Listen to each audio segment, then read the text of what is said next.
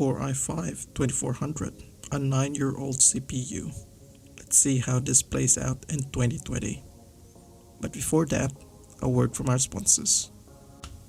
When you're tired of playing your PC and just wanted to sit down and play with your consoles, don't forget to head down to bcdkey.com. bcdkey.com offers console games for Xbox and PlayStation at cheaper prices. You can also purchase discounted gift cards for the PlayStation Store at bcdkey.com. Enter the promo code POV to get a 12% discount off your PlayStation gift card purchase. They also have multiple payment options such as PayPal, credit card, and even Bitcoin. You can also get discounted Xbox Live gift cards, and by entering the promo code XOVE, you can get even more discounts, bringing it down to a low price of $42.50. And this is for a $50 US Xbox Live gift card. So what are you waiting for? Head down to bcdkey.com for discounted console games and gift cards.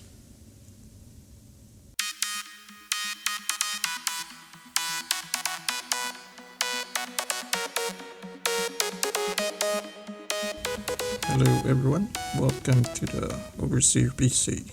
Today we're going to talk about one of the old Core i5s, the 2400, and see how it holds up in 2020. This Core i5 belongs to the second generation of Intel Core processors, codenamed the Sandy Bridge, which were revolutionary in their time. Their gains were very significant compared to its predecessors, which eventually cemented Intel into their position. They were able to beat the weaker FX processors from AMD during this time. The Core i5-2400 comes with 4 cores and 4 threads, and is clocked at 3.2 GHz stock. And this processor is very common nowadays from old business computers, which has been sold at very cheap prices as companies tend to upgrade their systems. Our sample over here, we actually get this from a very cheap price from an old office computer. Anyway, for our test today, our setup will have the Core i5-2400. This is paired with an H67 Gigabyte motherboard, 16 gigabytes of DDR3 1333 RAM, and the rest of the specs are in the screen now. Likewise, we've used the RX 570 in the setup to reflect real-world scenarios.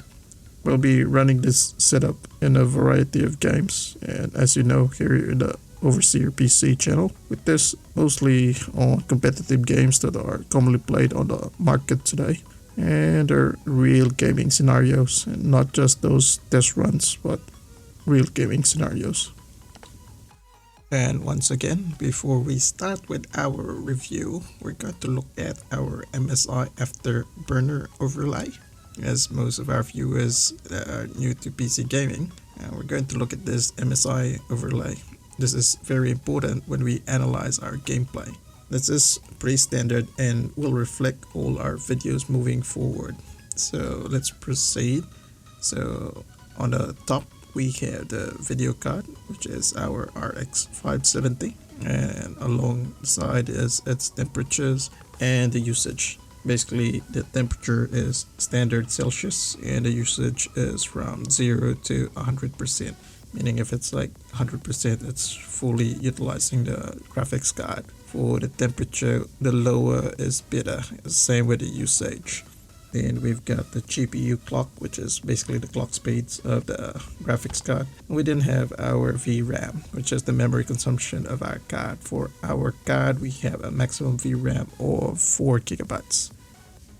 Then we have our CPU, which is our i5-2400, and with the temperature and the usage again. Same thing applies. Lower temperature and usage would be best. Then we have the clock speeds and our standard RAM, which is a maximum value of 16 gigabytes.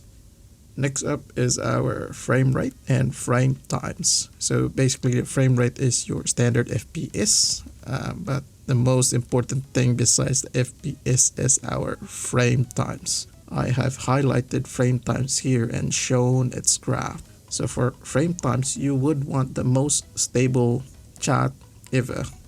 as shown here. If you have a frame time that is erratic, it means basically you will have a very stuttering input. So even though in the video it looks good, when it has a very erratic frame time, it's not actually a very good gaming experience. So keep an eye out for those frame time chats. That is why I put it up there. Alright, let's proceed to the games. Alright, first up for our game today is one of the most popular games, Fortnite. So if you haven't been updated with this game, basically Fortnite has changed its graphics interface since Chapter 2. Before, any CPU can run this game very easy. Now it requires more than 4 threads to have a smooth experience. In this gameplay, we've used competitive settings, everything low apart from distance, which has been set to epic, anti-aliasing at high, and we've also trialed the X12 in this setup. As you can see from the gameplay, if you're just on your own with nothing else on the background, Fortnite plays really well. Everything is pretty stable, but once you get into a lot of players and structures, FPS does drop down to sometimes less than 60, and it will have a very stuttering experience. The Core i5-2400 has definitely shown its age here. It is still playable, but if you're wanting to be competitive in Fortnite, the CPU won't be enough anymore. You can tell that this CPU is bottlenecking here, basically dragging the whole system down, because you can see that the CPU usage is almost 100% with the GPU just barely touching 100%. So yeah, that's Fortnite.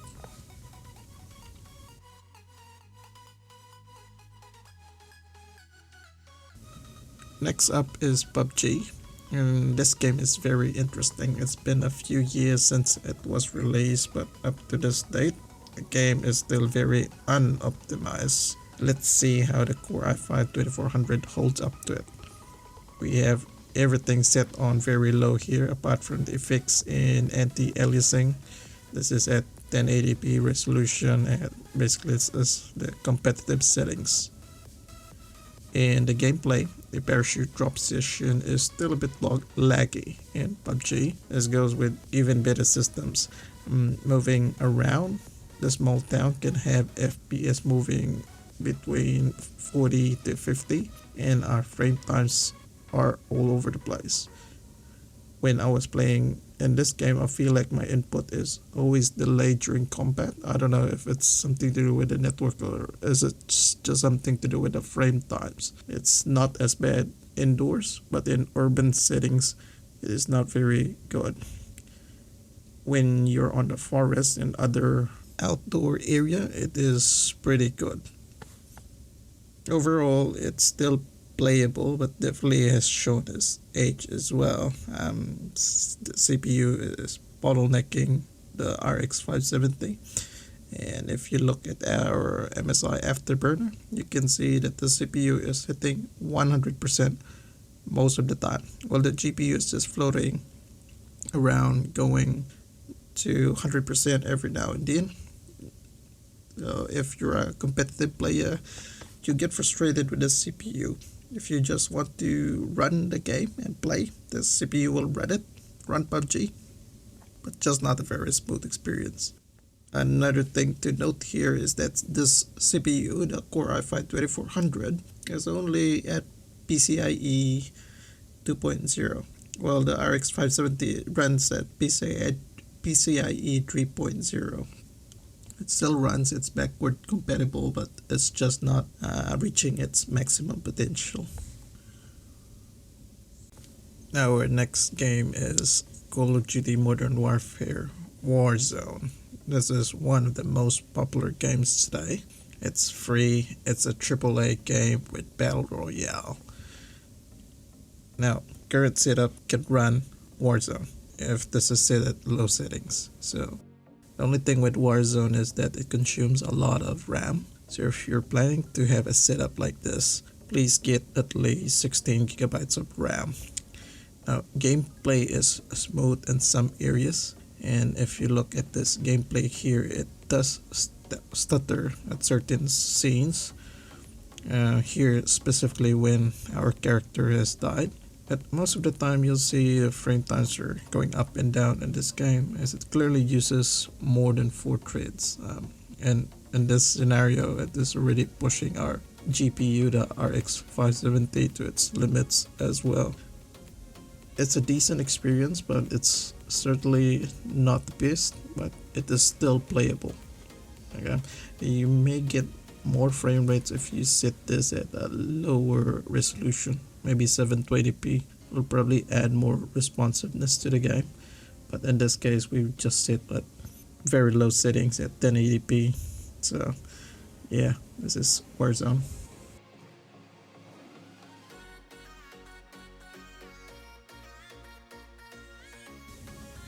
Next one is GTA 5. So GTA 5 is an old game, but it's still being played a lot globally. I actually got a copy of this game from the Epic Games store when they were giving this one out for free. And in saying that, if you want updates on the latest free games and deals, please don't forget to like our Facebook page. I usually post things there about the latest free games and deals. Anyway, back to our gameplay for the Core i5-2400. And the setup here, we have settings mostly set on medium. It's running at 1080p. As game is pretty smooth for our setup. It does not reach massive FPS numbers. It's usually around 50 to 60 FPS, but if you look closely at the frame time chart, look at that. It is very stable. It can run GTA 5 without any problems. And in this scenario, the RX 570 is actually bottlenecking the system. You can see that the GPU is running 100% of the time, while the CPU is basically just like hovering around there, not really reaching its 100%. That's because GTA 5 uses a single core performance, not a lot of cores, more like single core performance. So yeah, so that's GTA 5. It's a smooth experience, not really high FPS, but who cares? This is a single player game. It's not competitive unless you're really going online, but it doesn't matter. Yeah.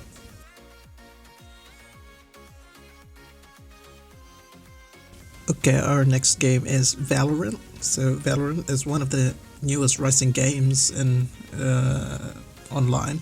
This is a game by Riot, the makers of League of Legends, which is sort of like CSGO Overwatch hybrid, which yeah, a lot of people are playing. So this game has very low system requirements, like really low system requirements. What we have here is we've set the settings to medium. This is at 1080p, and like CSGO, in this game FPS matters a lot. In this gameplay here, you can see that we are really getting good FPS numbers. Definitely not overly high, but good numbers. You can play and enjoy this game easily with a Core i5-2400. Frame times are pretty smooth as well. I just didn't have a very good connection during this game, hence the lag. But overall, the game is totally enjoyable. I didn't have any issues apart from my network when playing with Core i5-2400 with Valorant.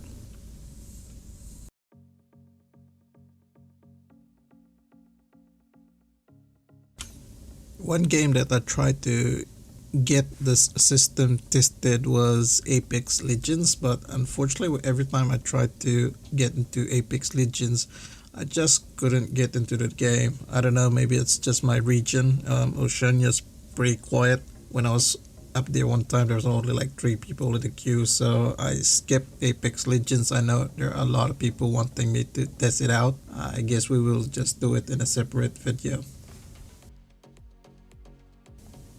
Overall, the Core i5-2400 is a CPU that is still capable of running modern day games in 2020.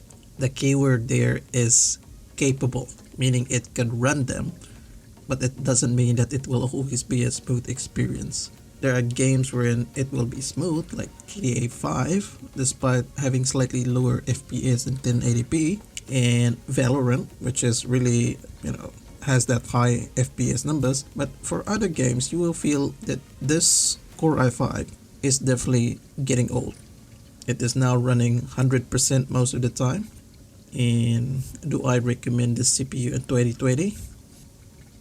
Maybe if you're into old titles like CSGO, GTA 5, Dota 2, yes, it could run and you could utilize it.